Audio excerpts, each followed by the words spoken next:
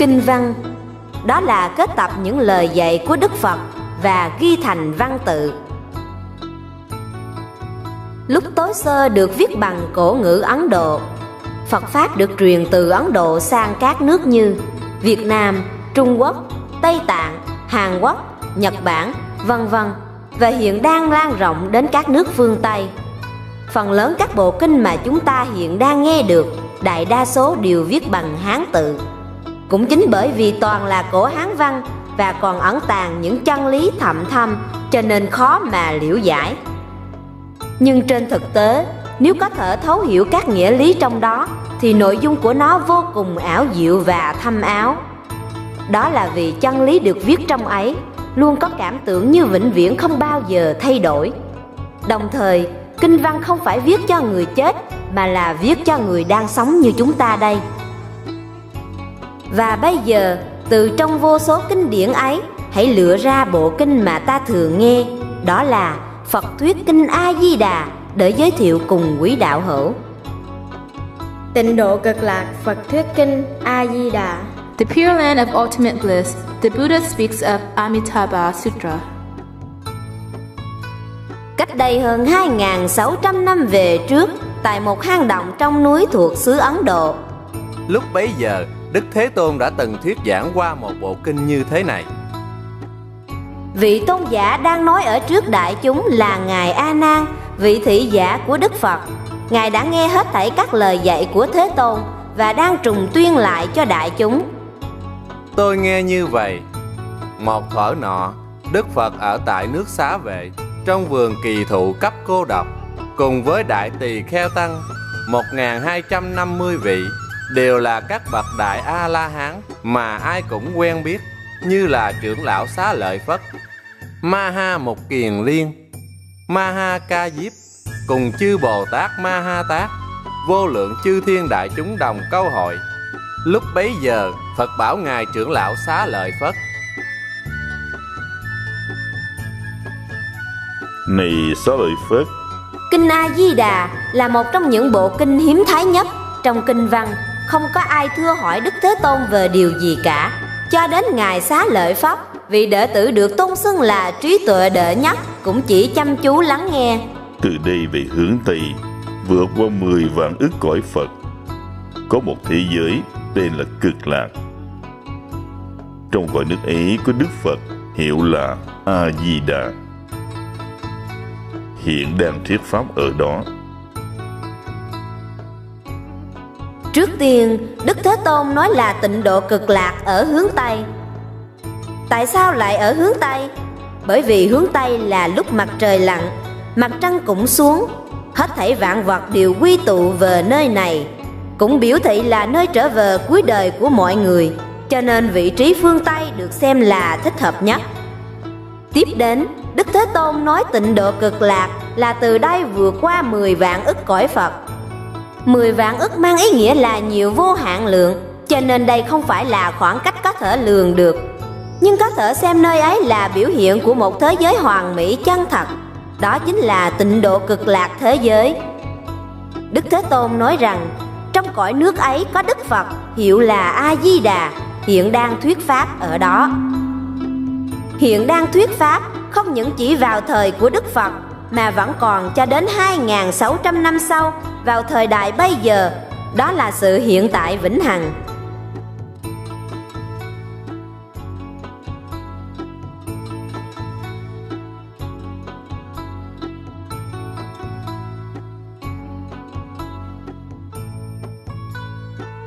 Này Xá Lợi Phất, vì sao cõi nước kia tên là Cực Lạc?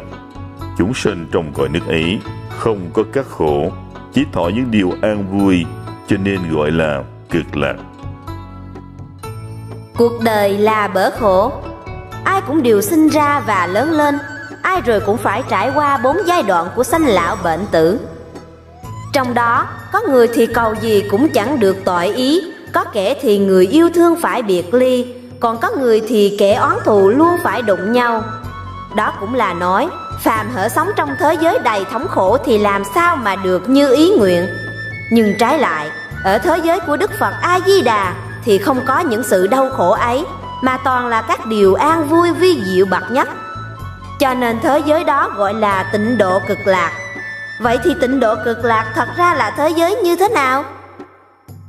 Lại nữa, này Xá Lợi Phất, cực lạc quốc độ có 7 lớp lan can, 7 lớp lưới văn, 7 lớp hàng cây, đều do 4 thứ châu báu bao quanh giáp vòng, cho nên cõi nước đó tên là cực lạc. Lại nữa, này Xá Lợi Phất, cực lạc quốc độ có ao 7 báo với nước 8 công đức tràn đầy trong ấy. Đế ao dùng toàn là cát vàng để trải làm đất. Ấn Độ là một quốc gia nóng bức và khô ráo, cho nên đối với họ mà nói thì bóng cây mát mẻ và dòng nước trong sạch là hai bảo vật vô cùng trân quý. Vì thế Đức Thế Tôn muốn hình dung vẻ đẹp của tịnh độ, trước hết Ngài nhắc đến sự mỹ lệ của hàng cây và ao nước để biểu thị cho các điều tốt đẹp của cõi tịnh độ. Đức Thế Tôn lại nói có 7 lớp lan can, 7 lớp lưới văn, 7 lớp hàng cây.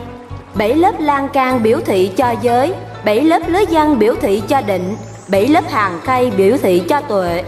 Mỗi thứ đều mang số 7, đó cũng biểu thị cho 7 khoa trong 37 phẩm trợ đạo, tức là tứ niệm xứ, tứ chánh cần, tứ như ý túc, ngũ căn, ngũ lực, thất bồ đề phần và bát chánh đạo phần. Các bậc thềm ở bốn phía đều do vàng, bạc, lưu ly, pha lê hợp thành. Bên trên có những lầu cát cũng do vàng, bạc, lưu ly, pha lê, sa cừ, xích châu, mã não dùng để trang sức. Trong ao có hoa sen to lớn như bánh xe, màu xanh tỏa ánh sáng xanh, màu vàng tỏa ánh sáng vàng, màu đỏ tỏa ánh sáng đỏ, màu trắng tỏa ánh sáng trắng, thơm khiết, vi diệu. Tịnh độ của Đức Phật A Di Đà không giống như thế giới này, phải nhờ đến ánh sáng mặt trời mới soi thấy màu sắc. Ngược lại, các bảo vật nơi đó thì tự chúng phóng ra ánh sáng. Này Xá Lợi Phất, cực lạc quốc độ thành tựu công đức trang nghiêm như thế. Lại nữa, này Xá Lợi Phất, cõi nước Phật kia thường trỗi nhật trời, vàng kim làm đất, ngày đêm 6 thời mưa hoa trời Mạn Đà La.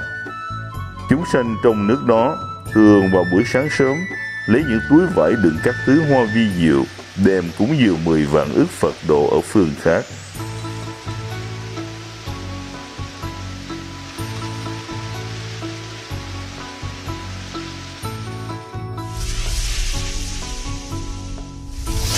Khi đến giờ thọ trai, họ liền trở về cõi nước mình, dùng cơm xong rồi đi kinh hành.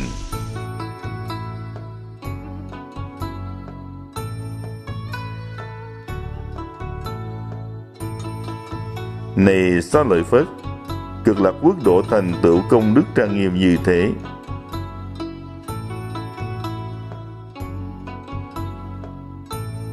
Lại nữa, này Xá Lợi Phất, cõi nước đó thường có các loài chim với nhiều màu sắc, xinh đẹp lạ thường như bạch hạc, khổng tước, anh vũ, xá lợi, ca lăng tần dạ và chim cộng mạng. Những loài chim này ngày đêm 6 thời hót lên âm thanh hòa nhã, tiếng ấy diễn sướng ngũ căn, ngũ lực, thất bồ đề phần, bát thánh đạo phần và các pháp như vậy. Khi chúng sanh ở cõi nước đó nghe được thanh âm này, họ thấy đều niệm Phật, niệm Pháp, niệm Tăng. Phật, Pháp, Tăng. Phật là Phật Đà, tức là bậc giác ngộ viên mãn. Pháp là những lời dạy của Đức Phật. Tăng là các vị tu hành, thọ trì giáo pháp của Phật để đạt đến giác ngộ. Phật Pháp Tăng gọi là Tam Bảo bởi vì là 3 điều trân quý và quan trọng nhất trong Phật giáo. Này Xá Lợi Phất, ông chớ cho rằng các loài chim này thật là do tội báo mà sinh ra. Tại sao thế? Vì cõi nước Phật kia không có 3 ác đạo. Ta mát ác đạo là thế giới mơ hoặc đáng sợ. Trước tiên là địa ngục. Đây là nơi của những kẻ do sân hận mà tạo thành. Sau khi chết, họ ở nơi này để đền tội và phải thọ khổ, thân tâm đau xiết khôn lường. Thứ hai là ngạ quỷ, là thế giới của những kẻ tham lam, không chịu bố thí nên phải chịu thống khổ của đói khát. Sau cùng là súc sanh, là thế giới của những kẻ vong ân phụ nghĩa, không biết liêm sĩ. Này Xá Lợi Phất, ở cõi nước Phật kia, ngay cả tên của ba ác đạo còn không có, hà huống lại có thật. Những loài chim ấy đều do Đức Phật A-di-đà vì muốn cho pháp âm tuyên lưu mà biến hóa ra như thế.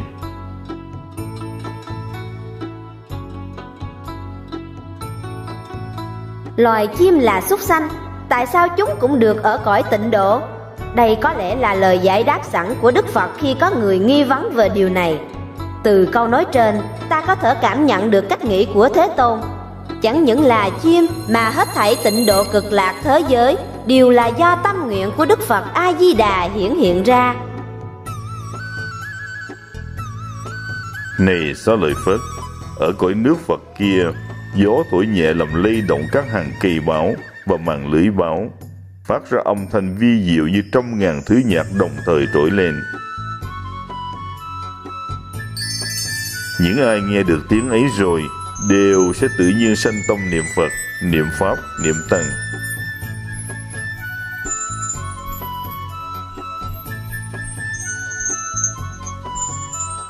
Này Xá Lợi Phất, cõi nước Phật kia thành tựu công đức trang nghiêm như thế.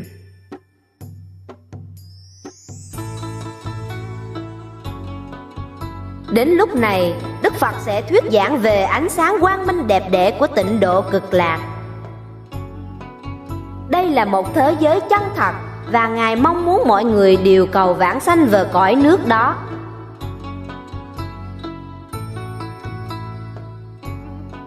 Này Xá Lợi Phất, ý ông nghĩ thế nào?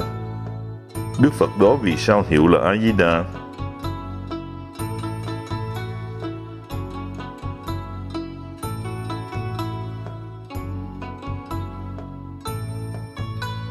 Này Xá Lợi Phất, Đức Phật đó có ánh sáng vô lượng, chiếu khắp cõi nước mười phương, không bị chướng ngại.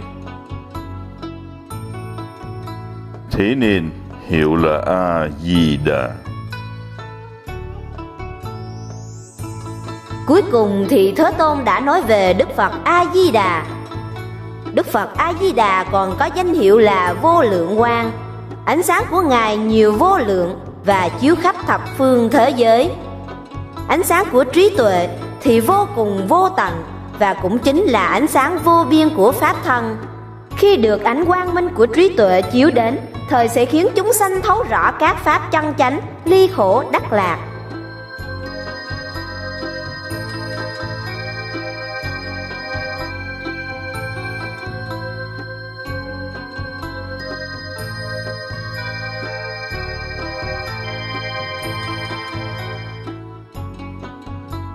Lại nữa, này Xá Lợi Phất, thọ mạng của Đức Phật kia và nhân dân của Ngài dài vô lượng vô biên A Tăng kỳ kiếp, thế nên gọi là A-di-đà.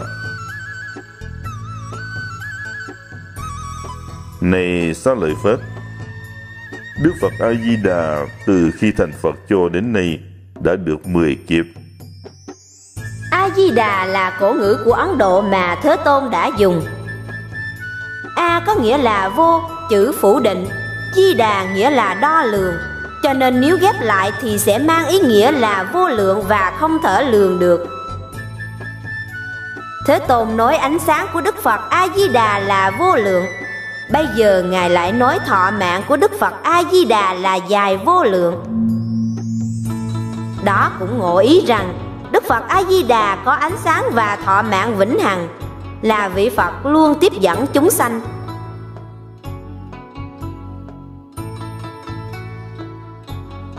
Lại nữa, này Xá Lợi Phất, Đức Phật đó có vô lượng vô biên chúng đệ tử thanh văn, đều là những vị A-la-hán, không thể dùng toán số mà biết được, còn chư Bồ Tát thì cũng nhiều như vậy. Thanh văn là các bậc tu hành nhờ nghe được pháp âm của Phật mà ngộ đạo. A-la-hán là bậc tôn quý trong thanh văn, họ đã thoát ly khỏi sự mơ hoặc và phiền não. Bồ Tát cao hơn một bậc, các ngài vì chúng sanh u mê mà tiếp dẫn họ về chánh giác, rồi sau đó mới thành Phật. Tất nhiên, tịnh độ của Đức Phật A-di-đà là một thế giới bình đẳng, cho nên giữa các đệ tử không có gì sai biệt. Mỗi người đều được Đức Phật A-di-đà giáo hóa mà giác ngộ. Ở đây cũng y như các loài chim vừa thuyết giảng lúc nãy.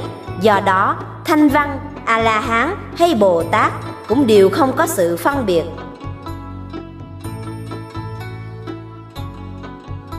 Này Xá Lợi Phất, cõi nước Phật kia thành tựu công đức trang nghiêm như thế.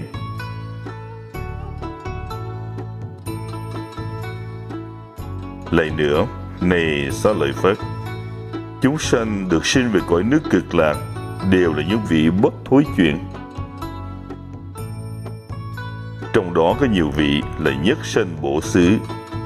Số ấy rất đông, không thể dùng toán số mà biết được, chỉ có thể nói là nhiều vô lượng vô biên A Tăng Kỳ. Này Xá Lợi Phất, chúng sanh nào nghe được những điều này nên phát nguyện, nguyện sanh về cõi nước kia. Tại sao thế? Vì sẽ được câu hội một nơi với các bậc thượng thiện nhân. Được câu hội một nơi, đó cũng là hội hợp cùng một chỗ. Nếu vãng sanh đến tịnh độ Cực Lạc thì có thể gặp các thánh giả cùng song thân quyến thuộc quá vãng. Mọi người đều được Đức Phật A-di-đà giáo hóa và giác ngộ thành Phật. Lời nói này của Thế Tôn đã an ủi và khích lệ cho biết bao nhiêu người. Như vậy thì phải làm sao mới có thể vãng sanh đến tịnh độ Cực Lạc? Bây giờ đã tới đoạn quan trọng nhất trong kinh A-di-đà.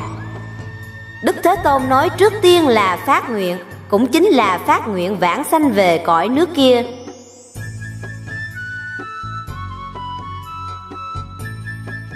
Này Xá Lợi Phất, không thể chỉ có chút thiện căn và phước đức nhân duyên mà được sanh về nước kia đâu.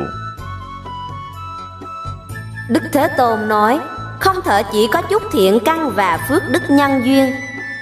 Vậy tích lũy thiện căn trong nhiều kiếp tu hành có đủ chăng? Hình như cũng không phải vậy.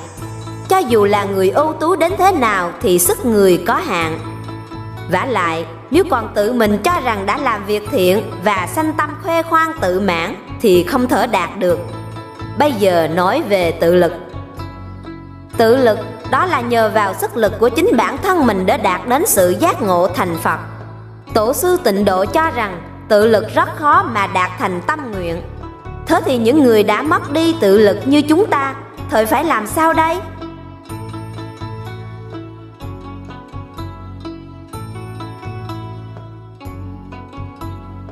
Này Xá Lợi Phất, nếu có thiện nam tử thiện nữ nhân nào nghe nói về Phật A-di-đà và chấp trì danh hiệu. Danh hiệu đó là danh xưng Nam Mô A Di Đà Phật. Chấp trì danh hiệu chính là tín tâm thọ trì, ngợi khen và xướng tụng danh hiệu. Chấp trì danh hiệu cũng tức là niệm Phật vậy. Hoặc 1 ngày, hoặc 2 ngày, hoặc 3 ngày, hoặc 4 ngày, hoặc 5 ngày, hoặc 6 ngày, hoặc 7 ngày, nhất tâm không tán loạn. 1 ngày hay 7 ngày đều được cả. Điều quan trọng không phải là số ngày hoặc số lần niệm Phật. Quan trọng là tin tưởng vào sự cứu độ của Đức Phật A-di-đà. Nếu nhất tâm chấp trì danh hiệu và niệm Nam Mô A Di Đà Phật thì sẽ không sanh tạp niệm và lòng chẳng bị tán loạn. Người ấy đến lúc lâm chung, Đức Phật A Di Đà cùng các thánh chúng hiện ra ở trước mặt. Khi người này mãn chung, tâm không điên đảo, liền đắc vãng sanh về cõi nước Cực Lạc của Phật A Di Đà.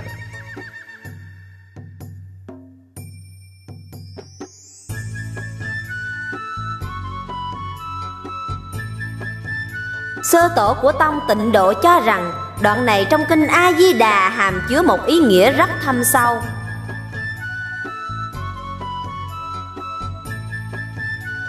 Đức Phật A Di Đà trước khi thành Phật, Ngài đã phát đại nguyện đỡ cứu độ hết thảy chúng sanh.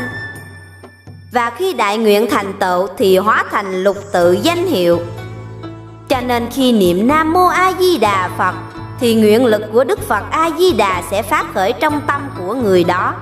Đây gọi là tha lực.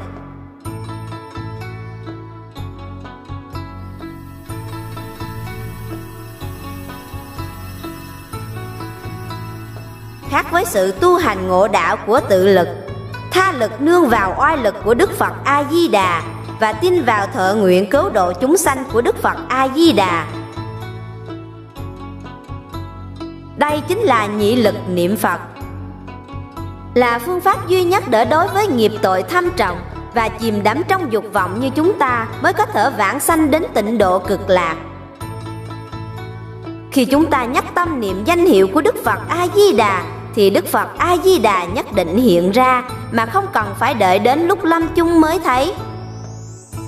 Bây giờ đã có dẫn chứng về sự vãng sanh đến tịnh độ cực lạc rồi.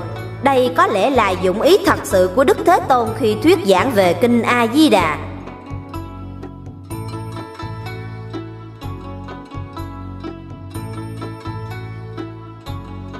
Này Xá Lợi Phất, vì ta thấy được sự lợi ích như thế nên mới nói điều ấy. Nếu có chúng sanh nào nghe được những lời nói đây nên phát nguyện sanh về cõi nước kia. Này Xá Lợi Phất, như ta hôm nay khen ngợi về sự lợi ích không thể nghĩ bàn công đức của Phật A Di Đà, thì ở phương Đông cũng có.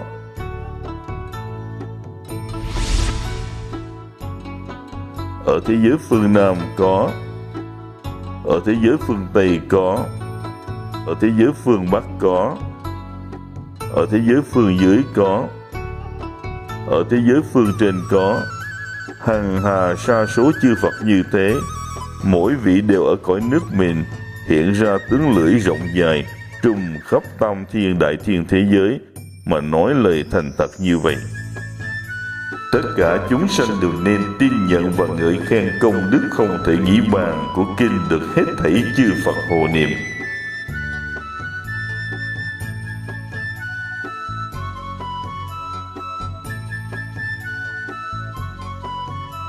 Vì sự chân thật của bộ kinh này không thể nghĩ bàn nên thập phương chư Phật đều đồng đến chứng minh. Đây gọi là sự chứng minh của chư Phật. Này Xá Lợi Phất, ý ông nghĩ thế nào? Tại sao gọi là kinh được hết thảy chư Phật hộ niệm? Bộ kinh này gọi là kinh A Di Đà và người phiên dịch từ tiếng Phạn sang Hán văn là Tam Tạng Pháp Sư Câu Ma La Thập. Này Xá Lợi Phất, nếu có thiện nam tử thiện nữ nhân nào nghe kinh này và thọ trì, cùng nghe được danh hiệu của các đức Phật, thì những thiện nam tử thiện nữ nhân ấy đều sẽ được tất cả chư Phật hộ niệm và đều được bất thối chuyển nơi đạo quả vô thượng, chánh đẳng, chánh giác. Ở đây, việc nghe rất là trọng yếu. Không những chỉ tai nghe mà còn phải hết lòng thọ trì danh hiệu và không sanh tâm hoài nghi. Như thế sẽ được chư Phật gia hộ và chống ngộ lý vô thường.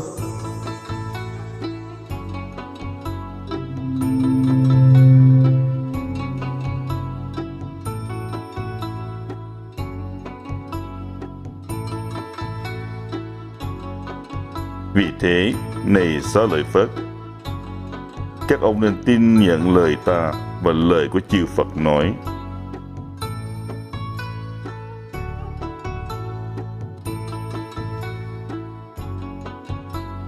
Này Xá Lợi Phất, nếu có người đã phát nguyện, đang phát nguyện, sẽ phát nguyện, muốn sanh về cõi nước của Phật A Di Đà, thì những người ấy hoặc đã sanh, hoặc đang sanh, hoặc sẽ sanh về cõi nước kia, đều được bất thối chuyển nơi đạo quả vô thượng, chánh đẳng, chánh giác.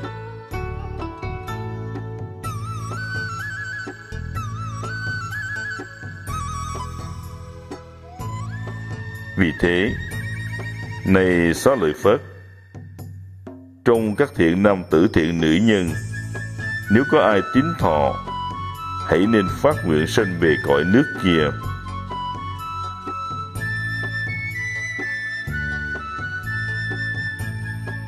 Này Xá Lợi Phất, như ta hôm nay khen ngợi công đức không thể nghĩ bàn của chư Phật, các đức Phật đó cũng ngợi khen công đức không thể nghĩ bàn của ta, mà nói lời như vậy. Thích Ca Mâu Ni Phật đã làm được những việc rất khó và hiếm có thể ở cõi ta bà trong đời ngũ trược ác thế, kiếp trược, kiến trược, phiền não trược, chúng sanh trược, mạng trược, đắc quả A Nậu Đa La Tam Miệu Tam Bồ Đề, và vì các chúng sanh nói pháp mà tất cả thế gian đều khó tin. Đức Phật nói, ở thế giới của chúng ta tràn khắp 5 thứ ô trược. Các loại ô trược đó là kiếp trược, kiến trược, phiền não trược, chúng sanh trược và mạng trược. Kiếp trược là thời gian ô trược, thế giới hỗn loạn, phạm pháp, dịch bệnh, chiến tranh. Kiến trược là sự hiểu biết sai lầm, lòng nhớ tưởng đến các pháp tà ác. Phiền não trược là sự phiền não sanh từ lòng tham lam, sân hận, ngu si, kiêu mạn và hoài nghi. Chúng sanh trược là sự ô nhiễm của ý niệm và trôi theo dòng ái dục. Mạng trược là sự giảm ngắn của tuổi thọ. Này Xá Lợi Phất, ông nên biết, ta ở trong đời ác năm trược, làm những việc khó làm, đắc quả vô thượng chánh đẳng chánh giác, và vì hết thảy thế gian mà nói pháp khó tin này thật là rất khó. Và như vậy, Đức Thế Tôn đã dùng lời thuyết pháp của mình cùng sự chứng minh của chư Phật mười phương, tuyên nói về hạnh nguyện của Đức Phật A Di Đà luôn mãi cứu độ chúng sanh. Đức Phật A Di Đà vì chúng ta là những người đã không thể tự lực tu hành trong thời mạt pháp, mà chỉ bày phương pháp để tất cả đều được độ thoát. Đó chính là 6 chữ hồng danh Nam Mô A Di Đà Phật.